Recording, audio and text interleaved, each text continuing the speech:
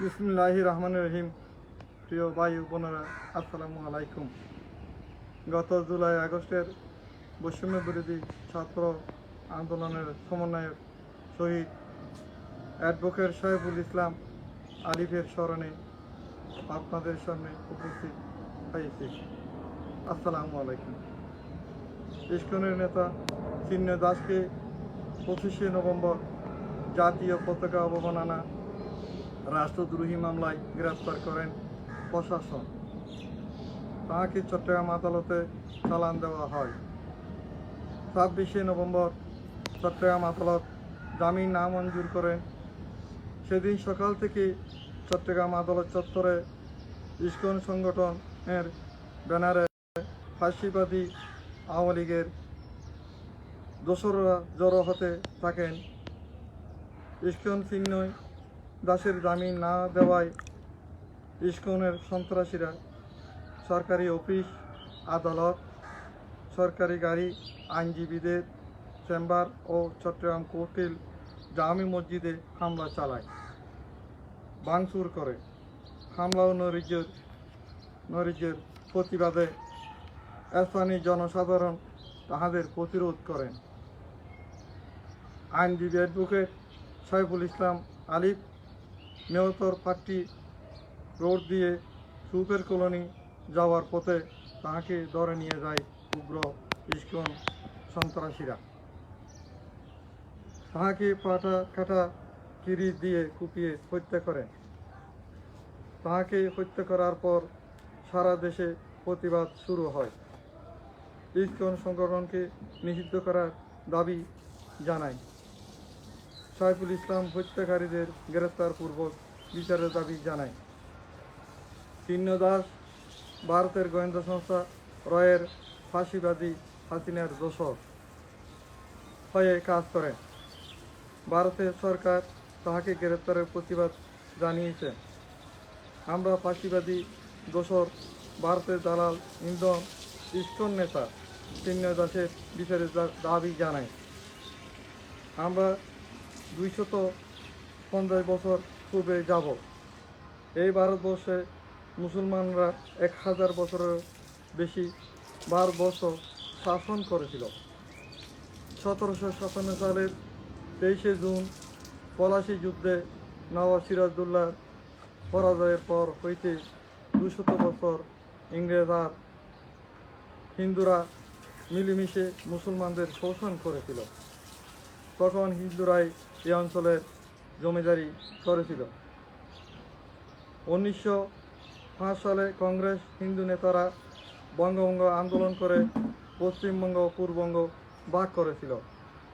আবার 1911 সালে কংগ্রেস নেতারা আসামকে বাংলা থেকে ভাগ করে নিয়ে যায়। 1940 সালে লাহোর প্রস্তাবে সিদ্ধান্ত হয়েছিল ভারতবর্ষে 3টি স্বাধীন রাষ্ট্র গঠিত হবে: 1 ভারত, 2 পাকিস্তান, 3 বাংলা। 1947 সালে ভারত ভাগের সময় মুসলিম লীগ ও কংগ্রেস ষড়যন্ত্র করে বাংলাকে বাদ দিয়ে ভারত ও পাকিস্তান রাষ্ট্র গঠিত হয়। ভারত ভাগ মেনে নিতে পারেনি ভারতের কংগ্রেস নেতারা। 1947 সালের পাকিস্তান হওয়ার পর হইতে পাকিস্তানিরা আমাদেরকে 23 বছর শাসনের নামে শোষণ করেছিল। কিন্তু পাকিস্তান রাষ্ট্র প্রতিষ্ঠিত হয় তখন হিন্দুদের জমিদারি থাকেনি। সেই জমিদারি পাওয়ার জন্য বাংলাদেশকে ভারতের অঙ্গরাজ্য বানাতে চায় ভারতের দালালেরা ও ফাঁসিবাদী দোসর ইস্কন সন্ত্রাসীরা। 1971 সালের 16 ডিসেম্বর বাংলাদেশ স্বাধীন হয়। ভারত আমাদেরকে প্রতিবেশী দেশ হিসেবে যুদ্ধের সময়ে সাহায্য করেছিল। তার বিনিময়ে ভারতীয় বাহিনী চলে যাওয়ার সময় পাকিস্তানি বাহিনীর ফেলে যাওয়া কোটি কোটি টাকার অস্ত্র শস্ত্র নিয়ে যায় ভারতীয় বাহিনী। তখন 3 নম্বর সেক্টর কমান্ডার মেজর জলিল যশোরে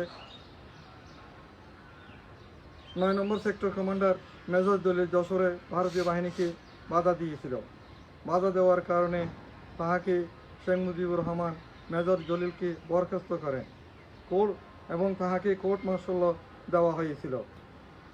পাকিস্তানের 94,000 সেনাবাহিনী আত্মসমর্পণ সেনাবাহিনী আমাদের বাড়িঘর জ্বালিয়ে দিয়েছিল, 30 লক্ষ মানুষ হত্যা করেছিল, 2 লক্ষ মা বোনের ইজ্জত হরণ করেছিল। কিন্তু তাহাদের বিচার না করে তৎকালীন জনাব শেখ মুজিবুর রহমান সরকার ভারতের হাতে তুলে দিয়েছিল। কেন? ভারত আমাদের পার্বত্য চট্টগ্রামে সন্তুলামার শান্তি বাহিনী নামে সন্ত্রাসী বাহিনী পাহাড়ি সন্ত্রাসীদেরকে ট্রেনিং দিয়ে অস্ত্র দিয়ে পাহাড়ে হাজার হাজার বাঙালিকে হত্যা করা হয়। ভারতে যখন বাবরি মসজিদ ভাঙা হয় এবং মুসলমানদেরকে গরু হত্যার অভিযোগে তুলে হাজার হাজার মুসলমান হত্যা করে। ভারত 1947 সালে স্বাধীনতা লাভের পর 1948 সালে প্রতিবেশী দেশ হায়দ্রাবাদ নিজাম দিউগা কাশ্মীর সিকিম দখল করে নেন। বাংলাদেশের সীমান্তে ফেলানি সহ নিরীহ মানুষকে হত্যা করে। মিয়ানমারের সামরিক জান্তা আরকান মুসলমানদের হত্যা করে বাড়িঘর জ্বালিয়ে দেয়। তখন আমাদের দেশের কিছু জ্ঞানপাপী বুদ্ধিজীবী আছে, যেমন শাহরিয়ার কবির, মুনতাসির মাহমুদ, আসাদুজ্জামান নূর গং সহ আরও অনেক আছে ফাঁসিবাদী আওয়ামী লীগের দোসর এবং ভারতের রয়ের এজেন্টেরা কোনো প্রতিবাদ করে না। ভারতের বিভিন্ন টিভি চ্যানেলে আছে আমাদের মসজিদে নাকি জঙ্গি প্রশিক্ষণ দেওয়া হয়। প্রশ্নের জবাবে বলেছিলেন, আপনার সামরিক আইন মাসে আপনার প্রতিক্রিয়া কি? তার জবাবে ভারতের প্রধানমন্ত্রী শ্রীমতী ইন্দিরা গান্ধী বলেছিলেন, বিশেষ প্রয়োজনে বাংলাদেশে সামরিক আইন মার্শাল জারি করা হয়েছে, অর্থাৎ জেনারেল এরশাদকে সমর্থন দিয়েছিলেন।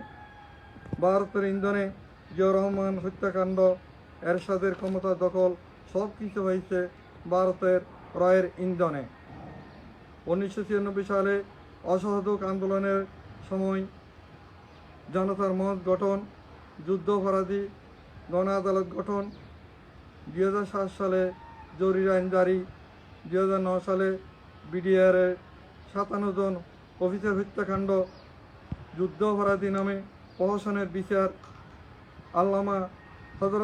আল্লামা দেলোয়ার হোসেন সাঈদী সাহেবকে হত্যাকাণ্ড ও বৈষম্য বিরোধী ছাত্র জনতার আন্দোলনের সময়ে ফাঁসিবাদী হাসিনা সরকারকে সহযোগিতা করেছিল ভারতের সরকার। আমাদের চট্টগ্রাম বন্দরও ট্রানজিট ব্যবহার করে, কিন্তু ভারত আমাদেরকে তিস্তা নদীর পানি হিসা দেয় না। পাকিস্তান 23 বছর শোষণ করেছে, কিন্তু ভারত আমাদের 1000 গুণ শোষণ করেছে। আমাদের দেশের ভারতের দালালদের বলছি, আপনারা সাবধান হয়ে যান। আল্লাহ হাফেজ। বাংলাদেশ জিন্দাবাদ।